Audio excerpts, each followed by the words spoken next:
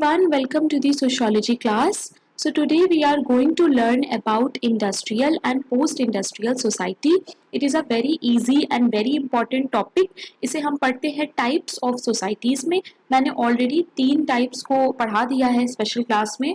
तो अगर आपने वो नहीं देखा है तो आप यहाँ पर क्लिक करके उसे बाद में देखिएगा. ठीक है. टेलीग्राम ज़रूर ज्वाइन कर लीजिएगा क्योंकि सारी इंपॉर्टेंट नोटिफिकेशंस आपको टेलीग्राम से ही मिलेंगी. तो स्टार्ट करते हैं और समझते हैं कि इंडस्ट्रियल और पोस्ट इंडस्ट्रियल सोसाइटी क्या होता है. So let us now understand what is industrial society.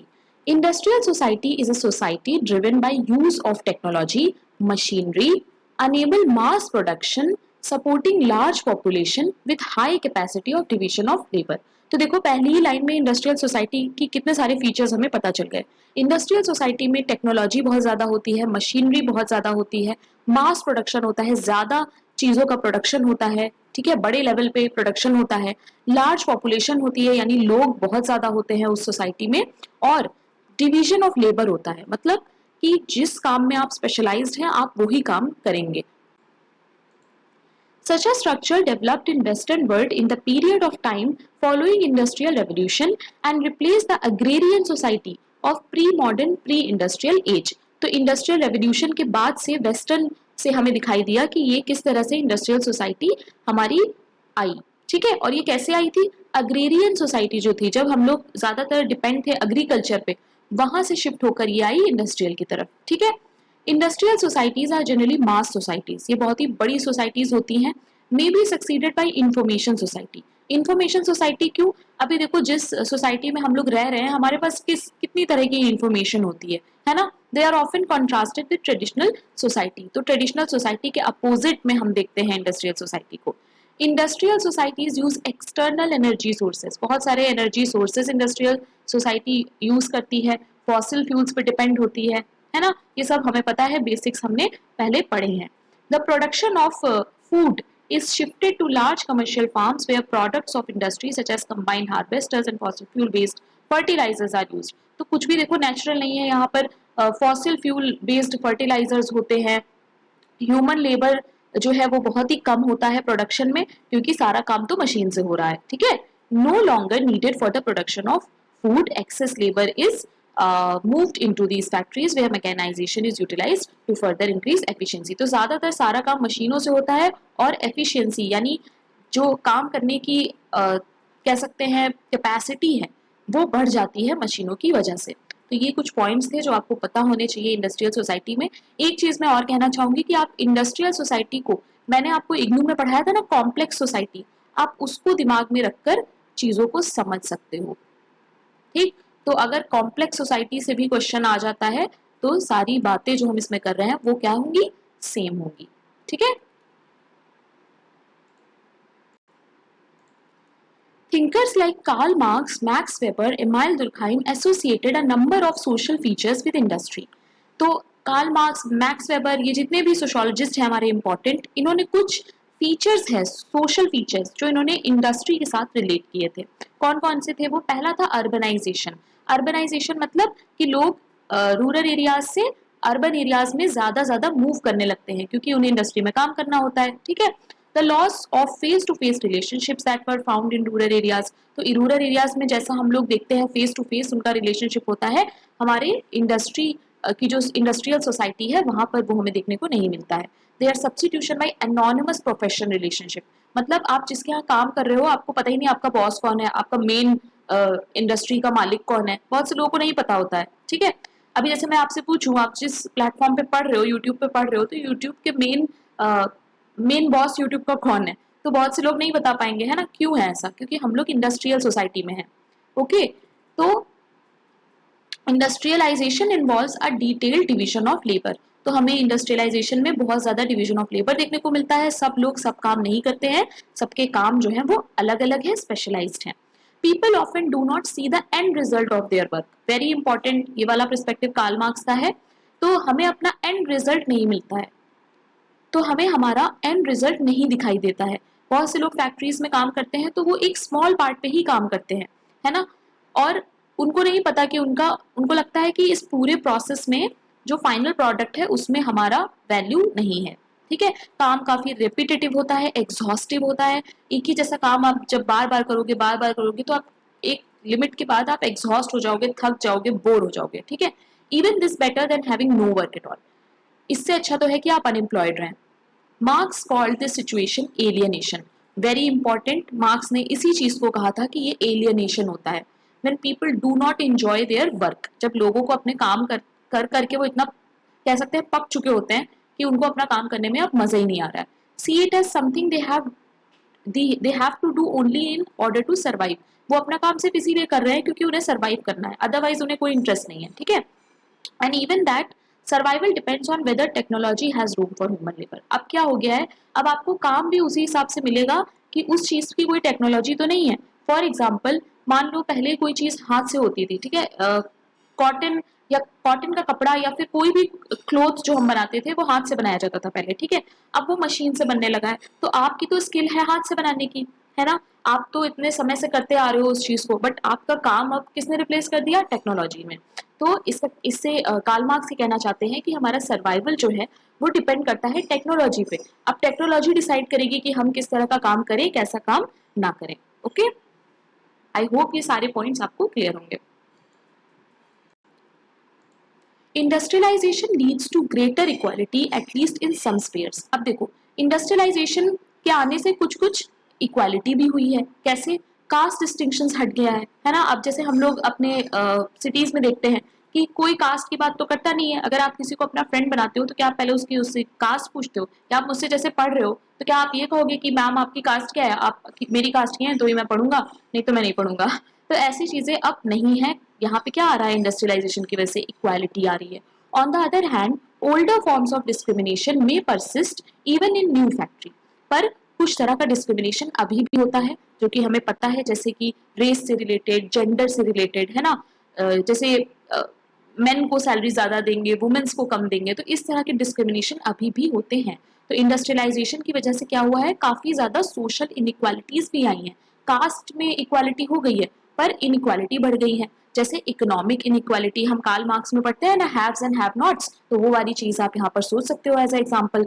अब देखो फीचर्स जो हम लोगों ने अभी ऑलरेडी बहुत बार पढ़े, वास्ट यूज ऑफ टेक्नोलॉजी, बहुत ज्यादा टेक्नोलॉजी होती है इन सोसाइटी में, फैसिलिटेट करता है सोशल चेंज, बहुत जल्दी जल्दी सोशल चेंज होता है, डिवीजन ऑफ लेबर होता है, greater emphasis on skill development and education. तो एजुकेशन और आप काम क्या करते हो, आपकी स्किल क्या है, उस पर फोकस बहुत ज्यादा होता है। हेट्रोजेनस कल्चर होता है। हेट्रोजेनस कल्चर मतलब कई तरह का कल्चर एक जगह पे रहता है। ठीक है, जैसे हिंदू कल्चर, मुस्लिम कल्चर, बहुत सारे हम लोग और भी देख सकते हैं। तो सब एक साथ रहते हैं, ऐसा नहीं है कि सब सेम हो, होमोजेनस हो। इनकम इनइक्वालिटी होती है, सबकी इनकम अलग अलग होती है, किसी की इनकम सेम नहीं होती है। अब यहाँ पे एक कॉन्सेप्ट हमें समझना है जो कि है डी इंडस्ट्रियलाइजेशन। देखो, इंडस्ट्रियल सोसाइटी एक बहुत ही जेनरिक टॉपिक है।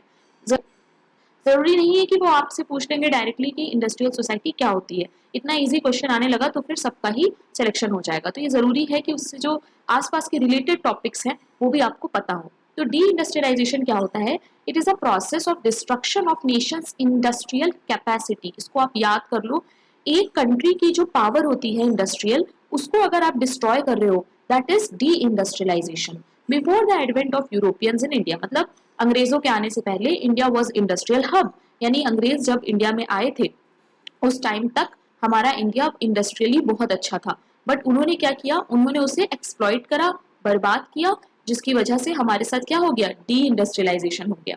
ठीक है, इसको जब मैं पीडीएफ दूंगी तो आपसे पढ़िएगा। मैंने आपको शॉर्ट में बता दिया है क्योंकि ये वीडियो छोटी है तो मुझे चीजों को जल्दी जल्दी पढ़ाना है। ओके, अब हम बात कर लेते हैं पोस्ट इंडस्ट्रियल सोसाइटी के बारे में। A post-industrial society is a stage in a society's evolution when the economy shifts, very important line, economy shifts from producing and providing goods to one that mainly offers service. याद रखना, post industrial में जो सबसे बड़ा keyword है that is services. ठीक है, post industrial में हम सर्विस पे फोकस बहुत ज्यादा करते हैं। A manufacturing society is comprised of people working in construction, textile, mill, production. ठीक है, अगर हम मैन्युफैक्चरिंग यानी ऐसी सोसाइटी जहां पर सामान बनता है, ठीक है, अगर ऐसी सोसाइटीज की बात करेंगे तो क्या है, वहां पे ये सब चीजें होती है, कंस्ट्रक्शन यानी कुछ बनाना, टेक्सटाइल कपड़े का काम होना, है ना, मिल्स होना, कुछ और products banana.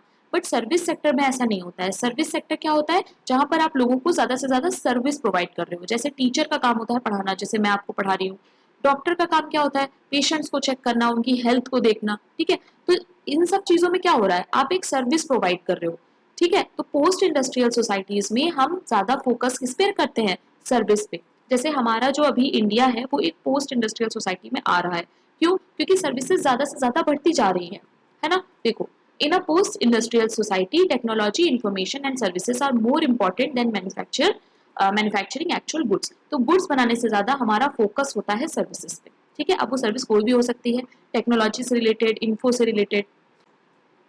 A post-industrial society is born on the heels of industrial society during which time goods were mass-produced utilizing machinery. तो ये सर्विस सेक्टर आया कहाँ से, ये आया इंडस्ट्रियलाइज सोसाइटी के बाद, ठीक है। क्यों, क्योंकि बहुत सारा मशीनरी आ चुकी थी, लोग जो है हाथ से काम करना बंद कर चुके थे, तो उन्होंने शिफ्ट कर लिया किधर, सर्विसेज की तरफ। Post industrialization exist in Europe, Japan and United State and US, ठीक है। तो ये कुछ कंट्रीज हैं जहाँ पे 50% जो है वो एम्प्लॉयज हैं उनके कहाँ काम करते हैं, वो सर्विस सेक्टर में काम करते हैं, ठीक है। A post industrial society not only transforms the economy, it alters society as a whole. तो ये इकोनॉमी को तो ट्रांसफॉर्म कर ही रहा है, साथ में सोसाइटी को भी पूरी तरह से बदल रहा है। अब यहाँ पर एक बहुत इंपॉर्टेंट चीज है जो कि हमें दी है डैनियल बेल ने अपनी किताब में, जिसका नाम है the coming of post industrial society. ये आई थी 1973 में। इतनी बातें आपको बिल्कुल बाय हार्ट याद होनी चाहिए, एग्जाम में ये पूछी जा सकती हैं, ठीक है। इन्होंने क्या किया था, इन्होंने इस किताब में हमें कुछ बातें बताई थी रिगार्डिंग पोस्ट इंडस्ट्रियल सोसाइटीज। देखो, पहला पॉइंट क्या कह रहा है कि ऐसी सोसाइटीज में क्या होता है, प्रोडक्शन ऑफ गुड्स, जैसे कपड़ों का प्रोडक्शन कम होगा और जो सर्विसेज हैं वो बहुत ज्यादा होंगी। जैसे रेस्टोरेंट बहुत ज्यादा दिखेंगे आपको, है ना, तो सर्विसेज बढ़ेंगी। Manual labour jobs and blue collar jobs are replaced by technical and professional jobs. अभी देखो, ज्यादा से ज्यादा अगर आप किसी से भी बात करो ना, तो मोस्टली जो लोग हैं वो किसी ना किसी टेक्निकल जॉब या किसी प्रोफेशनल जॉब्स में है।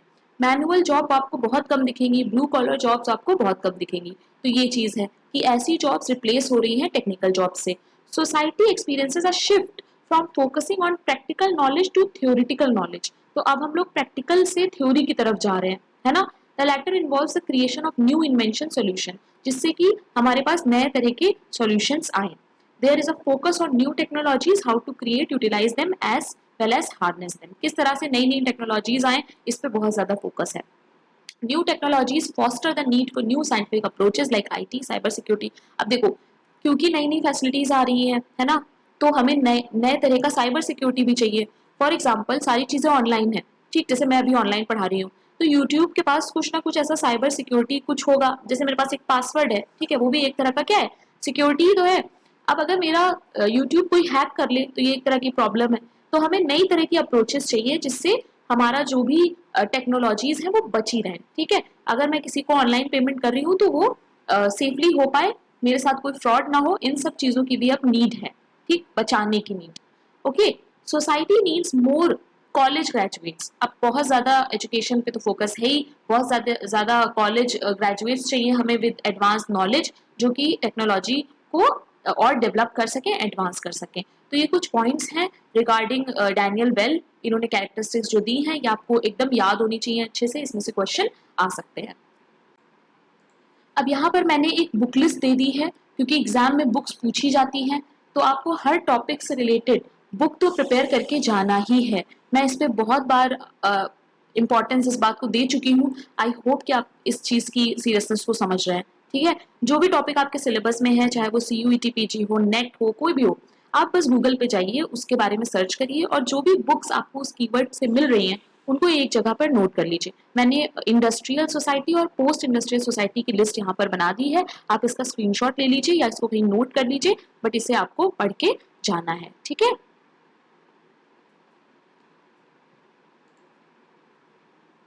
और ये कुछ और बुक्स हैं जो मुझे लगता है इम्पोर्टेंट है। So that's it for today. I hope you like this lesson. If you are a sociology student, don't forget to subscribe to my channel and playlist में जाइए, आपको वहाँ पे बहुत सारे वीडियोस मिलेंगे जो आपके काम आएंगे for your exam. Okay.